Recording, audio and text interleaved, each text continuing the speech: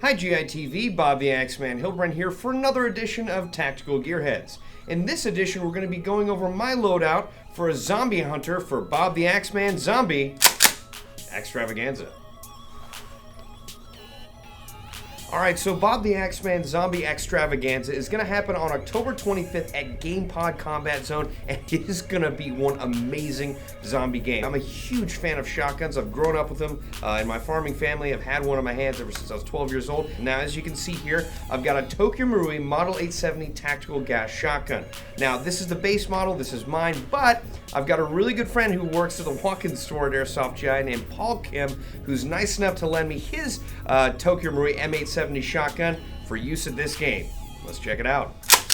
Alright, now the Gas 870 shotgun from Tokyo Marui is unique enough by itself in that you can choose to fire 3 rounds with every shot or 6 BBs with every shot. That said, what Paul Kim has done to his is even more unique. I mean, obviously he's got the Magpul front handguard or pump right here, and it's very comfortable to use. It also leaves you open with the option of putting rail slots on here, upon which he's put an Nforce weapon-mounted light. Now this is great because you can choose either strobe or just basic illumination, and you're going to want illumination at these zombie games. It is an absolute priority to have some sort of light either on your gun or on your person. It was very nice of Paul Kim to lend me this out because this is just about exactly how I would want to kit out my Gas 870, and in fact, in addition to that, he's actually got the extended tube here beneath the barrel of the gun, so that looks really cool.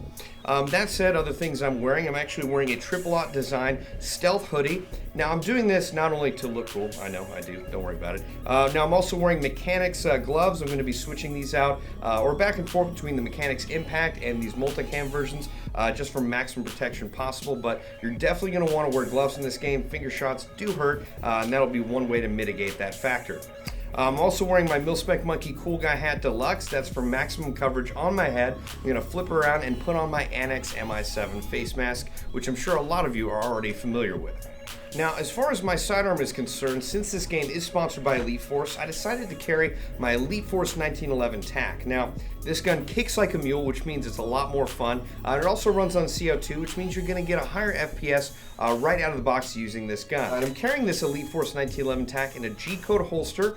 I'm a really big fan of G-code holsters. I'm using an open-topped one here, so it should be easier to access during the game. And I've also got my Costa leg rig on the left. It's got a variety of taco pouches on it, and that's where I'm going to keep the extra mags for the 1911 TAC. And this is also going to let me set up my build rather easily down the road if and when I want to switch to, let's say, an assault rifle.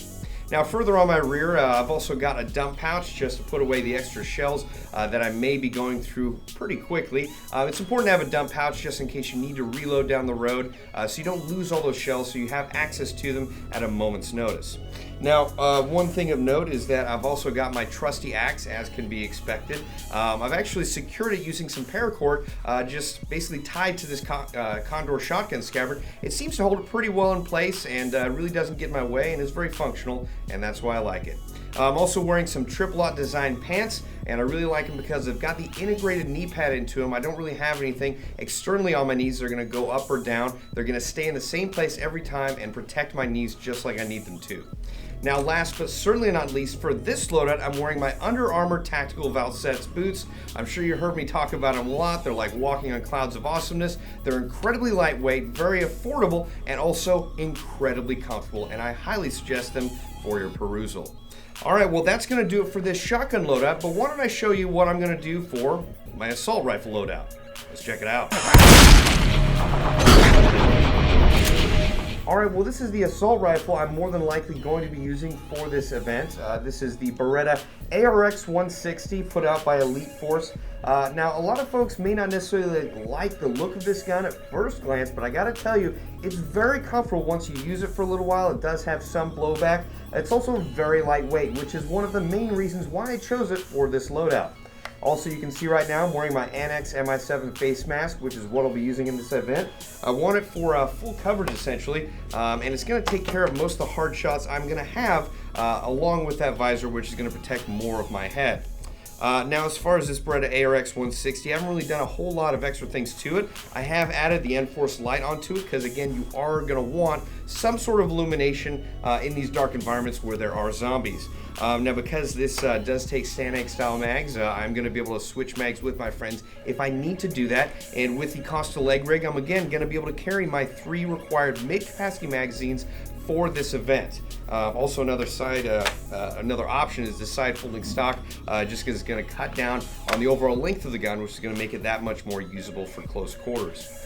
Now, you might have noticed that this is an incredibly lightweight loadout for me. I normally don't run a minimalist loadout in any respect, but having done a zombie game like this before where the zombies can run, speed is a priority. In fact, I would say speed is life in this game. Essentially, once a survivor gets bitten, they have to put away their glow stick, and hopefully that will result in, well, a diminishing series of glow sticks seen on the battlefield as survivors disappear here and there. Now, this event is sponsored by Elite Force and Umarex, which means a couple things. One, that folks from Elite Force are going to be at this event, so if you have any questions about their products or what they have coming up, you can ask them right then and there. It also means that Elite Force and Umarex products are going to be packed to the gills in our raffle at the end of the day, and you also might just see some new Elite Force products that haven't made it out to market yet at the event.